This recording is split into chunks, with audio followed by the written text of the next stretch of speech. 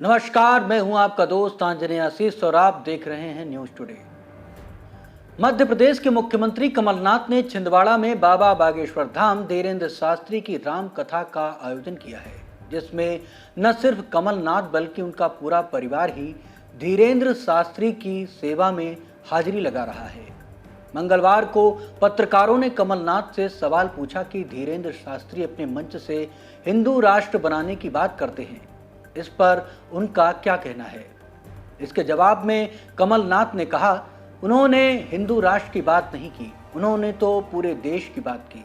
उन्होंने कहा कि ये देश सभी धर्मों का है, हिंदू राष्ट्र बनाने की क्या बात है। 82% लोग तो हिंदू हैं ही। धीरेन्द्र शास्त्री क्या हिंदू पैदा कर रहे हैं? जिस देश में हिंदू इतने बड़े परसेंट में हो तो वहां पे ये बहस की बात होनी ही नहीं चाहिए। ये तो है ही, 82% हिंदू हैं तो हम कहें कि ये हिंदू राष्ट्र है, ये क्या कहने की बात है? ये तो आंकड़े बताते हैं। कांग्रेस धीरे धीरे ही सही, पर वो जिसे संघ और भाजपा का एजेंडा बताती थी, कहीं ना कहीं उस पर काम कर रही है। इस बयान पर पलटवार करते हुए ऑल इंडिया मजलिस ए इत्तेहादुल मुस्लिमीन के प्रमुख असदुद्दीन ओवैसी ने कहा है कि कांग्रेस के मध्य प्रदेश के दिग्गज नेता साफ साफ वही कह रहे हैं जो मोहन भागवत कहते हैं कि भारत हिंदू राष्ट्र है। भारत सिर्फ एक समुदाय का देश नहीं है। भारत कभी हिंदू राष्ट्र न था, न है और न कभी होगा, इंशाअल्लाह। मोहब्बत की दुकान में नफरत की तस्करी हो रही है। दूसरों पर बी टीम का ठप्पा लगाने का अधिकार इन्हें कहां से मिला? कल के दिन अगर भाजपा हार भी जाए तो इस नफरत में क्या कोई कमी आएगी? पूर्व प्रधानमंत्री भारत रत्न अटल बिहारी वाजपेयी ने भारत के बारे में कहा था कि भारत जमीन का टुकड़ा नहीं, जीता जागता राष्ट्र पुरुष है। हिमालय मस्तक है, कश्मीर किरीट है, पंजाब और बंगाल दो विशाल कंधे हैं, पूर्वी और पश्चिमी घाट दो विशाल जंघाएं हैं, कन्याकुमारी इसके चरण हैं, सागर इसके पग पखारता है। यह चंदन की भूमि है, अभिनंदन की भूमि है, यह तर्पण की भूमि है, यह अर्पण की भूमि है। इसका कंकर कंकर शंकर है, इसका बिंदु बिंदु गंगा जल है।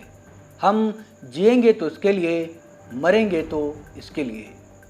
कांग्रेस नेता राहुल गांधी ने आज संसद में भाषण दिया। उनके भाषण को सुनने के लिए सब उत्साहित थे, लेकिन आपको अगर उनका भाषण सुनना है तो थोड़ा ज़्यादा सावधानी और ध्यान देने की जरूरत पड़ेगी।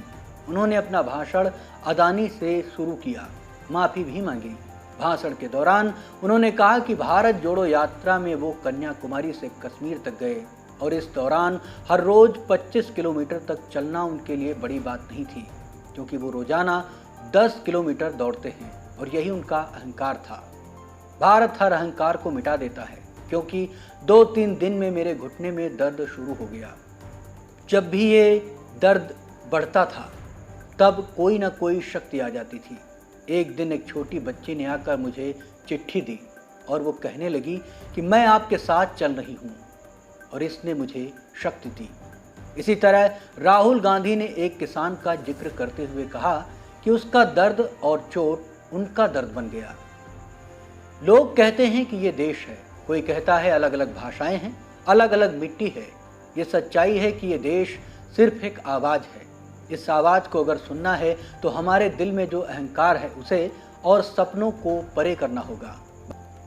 भारत जोड़ो यात्रा का जिक्र करते हुए राहुल गांधी ने कहा कि ये यात्रा अभी खत्म नहीं हुई है। एक बीजेपी सांसद के टोके जाने के बाद राहुल गांधी ने कहा कि वो लद्दाख भी जाएंगे। राहुल गांधी ने अपने मणिपुर दौरे का जिक्र करते हुए कहा, एक औरत ने मुझसे कहा कि उनका बेटा हिंसा में मारा गया और वो उसकी लाश के साथ पूरी रात रही। वो अपना घर बार छोड़कर आ गईं और उनके पास सिर्फ अपने मारे गए बेटे की तस्वीर थी।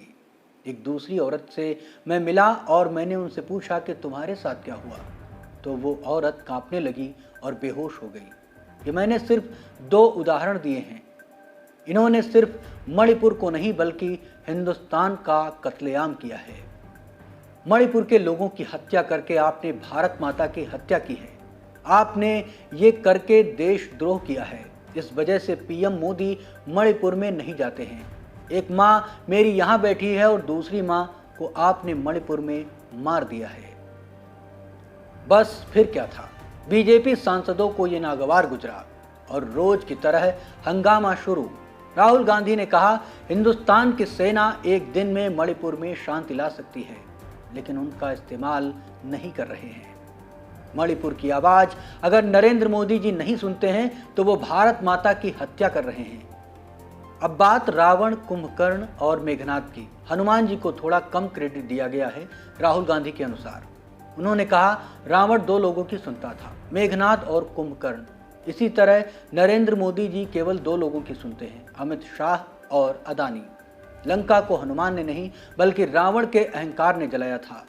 उसी तरह राम ने रावण को नहीं मारा था बल्कि रावण के अहंकार ने उसे मारा था। वहीं कांग्रेस ने लोकसभा में राहुल गांधी को भाषण के दौरान कम स्क्रीन पर दिखाने पर नाराजगी जताई है। कांग्रेस नेता जयराम रमेश ने ट्वीट कर कहा है कि राहुल की वापसी के पहले भाषण के दौरान संसद टीवी पर ज्यादातर वक्त स्पीकर ही दिख रहे थे। संसद टीवी का कैमरा सिर्फ 14 मिनट 37 सेकंड तक ही राहुल गांधी पर रहा।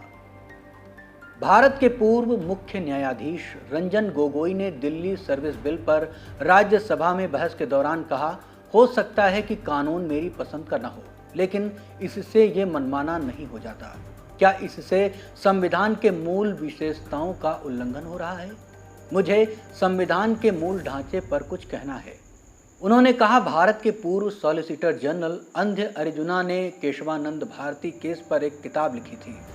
उस किताब को पढ़ने के बाद मुझे लगा कि संविधान के मूल ढांचे पर बहस हो सकती है। ये बहस का विषय है और इसका कानूनी आधार भी है। रंजन गोगोई ने इस बिल को सही ठहराने के लिए कहा, अगर पसंद का कानून न हो तो ये मनमाना नहीं हो जाता। दरअसल गोगोई ने ऐसा कहकर बिल का विरोध कर रहे विपक्षी दलों के तर्क को कमतर देखा। सदन में बिल पर बोलने के बाद गोगोई ने कहा कि वो नामित सदस्य हैं, किसी पार्टी के नहीं हैं। उनका मतलब सिर्फ इस बात से था कि बिल संवैधानिक रूप से मान्य है या नहीं। एक और जहां संसद में हंगामा जारी है तो यूपी विधानसभा का मानसून सत्र इस शोर शराबे में कोई कसर नहीं छोड़ रहा है। विधानसभा में तीखी नोकझोंक जारी है। इस बीच सपा प्रमुख अखिलेश यादव ने ट्वीट किया है और कहा है कि लगता है यूपी विधानसभा में प्रतिबंध के लिए अब और कुछ नियम आएंगे, जैसे कि टमाटर खाकर आना मना, सांड पर बात नहीं, जनहित व सौहार्द के मुद्दे उठाना मना, स्मार्ट सिटी पर सवाल नहीं, बेरोजगारी व महंगाई शब्द का प्रयोग मना, जातीय जनगणना की मांग और पीडीए पर सांकेतिक भाषा में भी बात करना मना। वाराणसी स्थित ज्ञानवापी मस्जिद के सर्वे को लेकर आए दिन कोई न कोई वीडियो या फोटो मीडिया में आता ही रहता है। इसको लेकर जिला अदालत ने बुधवार को मीडिया कवरेज पर रोक लगाते हुए कहा है कि सर्वे की रिपोर्ट एएसआई गोपनीय रखेगी और सीधा अदालत में जमा करेगी। अदालत ने मुस्लिम पक्ष की याचिका पर सर्वे टीम में शामिल सदस्यों को सबूतों से संबंधित बातें मीडिया में साझा न करने की हिदायत दी है। अहमदाबाद, गुजरात की एक महिला ने ट्वीट किया है कि जोमेटो से खाना ऑर्डर करने पर उससे फूड कंटेनर के लिए 60 रुपए वसूले गए। महिला ने बिल की तस्वीर शेयर कर लिखा, कंटेनर की कीमत मेरे द्वारा ऑर्डर किए गए खाने की कीमत के बराबर है। जोमेटो ने इस पर कहा, पैकेजिंग चार्ज रेस्टोरेंट वसूलते हैं, इससे रेस्टोरेंट ही कमाते हैं। क्या हो जब आपको कोई ये बताए कि आपकी जाति का वास्तविक काम क्या है, तो आप क्या कहेंगे? जी हाँ, सपा प्रमुख अखिलेश यादव द्वारा विधानसभा में आवारा पशुओं का मुद्दा न उठाए जाने को लेकर उत्तर प्रदेश के कैबिनेट मंत्री लक्ष्मी नारायण चौधरी ने कहा है, अखिलेश अपनी असलियत से भटक रहे हैं। उन्होंने आगे कहा, अहीरों का काम ही जानवर पालना था। इस पर अखिलेश ने ट्वीट किया, शक्तिहीन बेबस मंत्रियों की व्यक्तिगत टिप्पणी पर क्या जवाब देना।